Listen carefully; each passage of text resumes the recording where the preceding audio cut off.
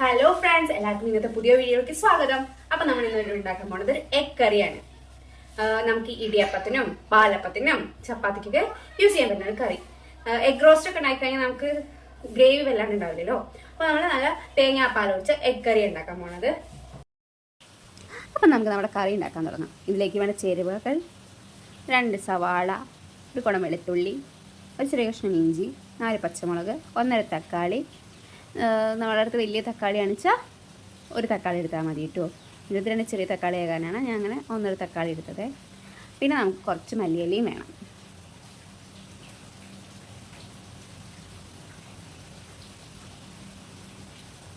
അപ്പോൾ അടുപ്പ് കത്തിച്ച് നമുക്കതിൽ കടായി വെക്കാം. കടായി നന്നായി ചൂടായി വരുമ്പോഴേക്കും നമുക്ക് ഇതിലേക്കുള്ള സ്പൈസസ് എല്ലാം റെഡിയാക്കി വെക്കാം കേട്ടോ. കറുകപ്പട്ട, ഏലക്ക, ഗ്രാമ്പൂ, പെരിഞ്ചീരകം, കുരുമുളക്, ബേ ലീഫൊക്കെ ആയിട്ടാണ് ഞാൻ എടുത്തിരിക്കുന്നത്. അപ്പോൾ നമ്മൾ പാൻ നന്നായി ചൂടായി വന്നപ്പോൾ നമ്മൾ സൺഫ്ലവർ ഓയിലായിട്ടാണ് യൂസ് ചെയ്തിരിക്കുന്നത്. അപ്പോൾ ഓയിൽ നന്നായി ചൂടായി വരുമ്പോൾ നമുക്ക് ആ തയ്യാറാക്കി വെച്ചിരുന്ന സ്പൈസസ് തിരികെ ഇട്ട് കൊടുക്കാം കേട്ടോ. സ്പൈസസ് തിരികെ ഇട്ട് കൊടുത്തതിന് ശേഷം നമുക്കത് കുറച്ച് നേരം എണ്ണയിലോട്ടൊന്ന് വഴറ്റിയിട്ട് ഒന്ന് സിമ്മിലിട്ടിട്ട് വേണ്ട വഴറ്റാൻ.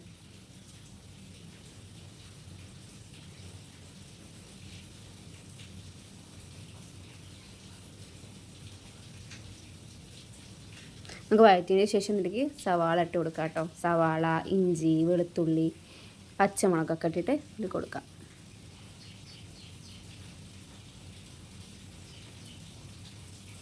എന്നിട്ട് നന്നായി ഇളക്കിയതിന് ശേഷം അതിലേക്ക് നമുക്ക് ഇത്തിരി ഉപ്പ് പൊടിയും കൂടി ഇട്ട് കൊടുക്കണം കേട്ടോ. ഒന്ന് വേഗം ഒന്ന് ആവാൻ വേണ്ടിയിട്ട്.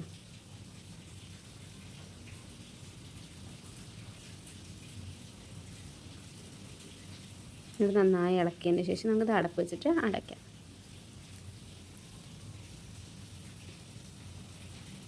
അപ്പോൾ നമുക്കൊന്ന് ഇളക്കി കൊടുക്കട്ടെ. അപ്പോൾ നമുക്കൊന്ന് ഇളക്കി കൊടുക്കാം.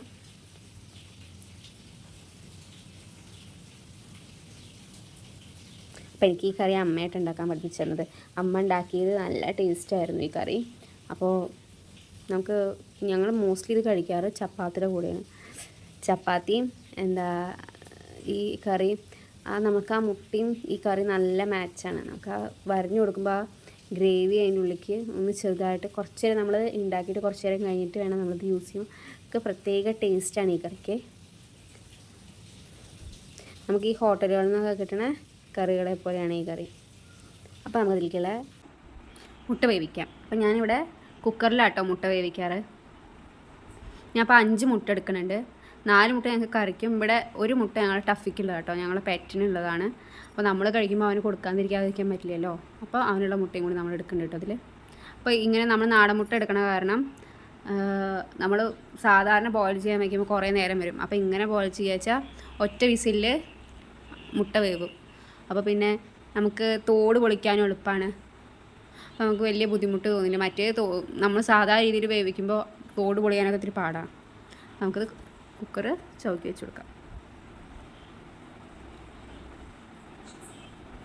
ഇനി തക്കാളി ഇട്ട് കൊടുക്കാം കേട്ടോ. തക്കാളി ഇട്ട് നന്നായിട്ട് സോഫ്റ്റ് ആവട്ടെ. തക്കാളി ഇട്ട് നന്നായി വെന്തതിന് ശേഷം ഇതിലേക്ക് നമുക്ക് മസാല. ഞാൻ 2 സ്പൂൺ മല്ലിപ്പൊടി എടുത്തിട്ടുണ്ട്, 1/4 സ്പൂൺ മഞ്ഞൾപ്പൊടി, 1 സ്പൂൺ മുളക് പൊടി, ഇത്തിരി ചിക്കൻ മസാല ഇട്ടിട്ടുണ്ട് കേട്ടോ ഞാനിതിൽ. കാരണം ഇവിടെ ഇത്തിരി ഗരം മസാലയ്ക്ക് ഇത്തിരി കുറവുണ്ടായിരുന്നു. മീൻസ് മറ്റേ നമ്മൾ ചേർത്തിട്ടുണ്ടെങ്കിലും ആ ഗരം മസാലയുടെ ഒരു ഫ്ലേവർ ഉണ്ടല്ലോ, അത് കിട്ടാൻ തന്നെ ചിക്കൻ മസാല ചേർത്തിട്ടുണ്ട് കേട്ടോ. അപ്പോൾ നമുക്ക് ഈ പൊടികൾ അതിലേക്ക് ഇട്ട് കൊടുക്കാവേ.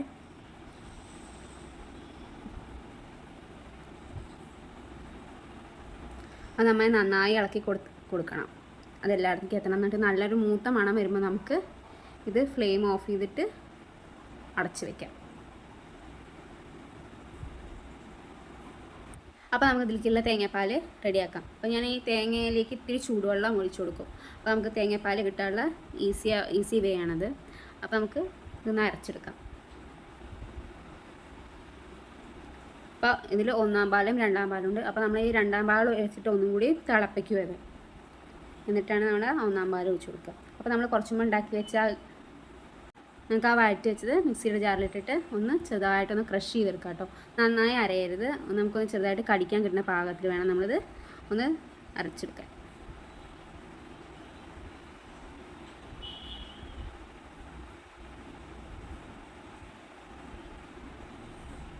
ഒരു ഈ സ്ട്രക്ചറിൽ വേണം ഇത് കിട്ടാൻ വേണ്ടിയിട്ട് കേട്ടോ. അപ്പോൾ നമുക്കിനി നമുക്ക് സ്റ്റൗ ഒന്ന് കത്തിച്ചിട്ട് ആ കടായി അതിലേക്ക് വെച്ച് കൊടുക്കാം. ഞാനത് കഴുകിയിട്ട് വന്നിട്ട് നമുക്ക് ഇതിൽ തന്നെ അത് വെക്കാം കേട്ടോ. അപ്പോൾ ഇതിലേക്ക് കുറച്ച് എണ്ണ ഒഴിച്ചിട്ട് നമ്മൾ പരച്ച് വെച്ച ആ ഗ്രേവി അതിലേക്ക് ഒഴിച്ചു കൊടുക്കാം. എന്നിട്ട് ആ ജാറിൽ ഇത്തിരി വെള്ളം ഒഴിച്ചിട്ട് നന്നായി കലക്കിയിട്ട് നമുക്ക് ആ വെള്ളമായിട്ടോ അതിൽ ഒഴിക്കുന്നത്, അല്ലാണ്ട് നമ്മൾ വേറെ വെള്ളമൊന്നും ഇതിലേക്ക് ഒഴിക്കണില്ല. ഇത് നന്നായി മിക്സ് ചെയ്യൽ വല്ല കട്ടിയുണ്ട് വെച്ചാൽ പൊക്കോട്ടെ.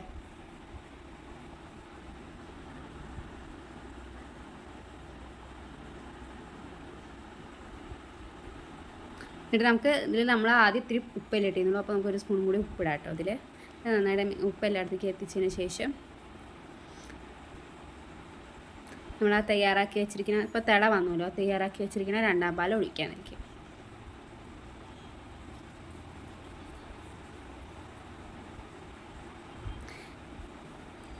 എന്നിട്ട് നമ്മൾ ഈ രണ്ടാം പാൽ ഒന്ന് തിളയ്ക്കുമ്പോൾ നമുക്ക് ആ വേവിച്ച് വെച്ച മുട്ട അതിലേക്ക് ഇട്ട് കൊടുക്കാം.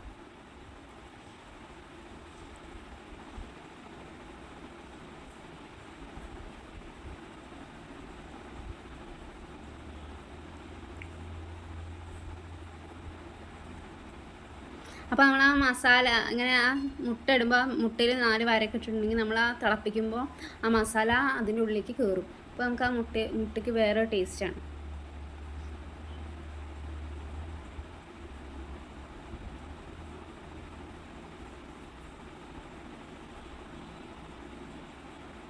നമുക്കിതിലേക്ക് ഒന്നാം പാൽ ഒഴിച്ചു കൊടുക്കാം. ഒന്നാം പാൽ ഒഴിച്ചിട്ട് ഒരു തിള വരുമ്പോഴേക്കും നമുക്കിതിലേക്ക് മല്ലിയിലയും, ഞാൻ ഇവിടെ കസൂരി മേത്തി ഇടുന്നുണ്ട്.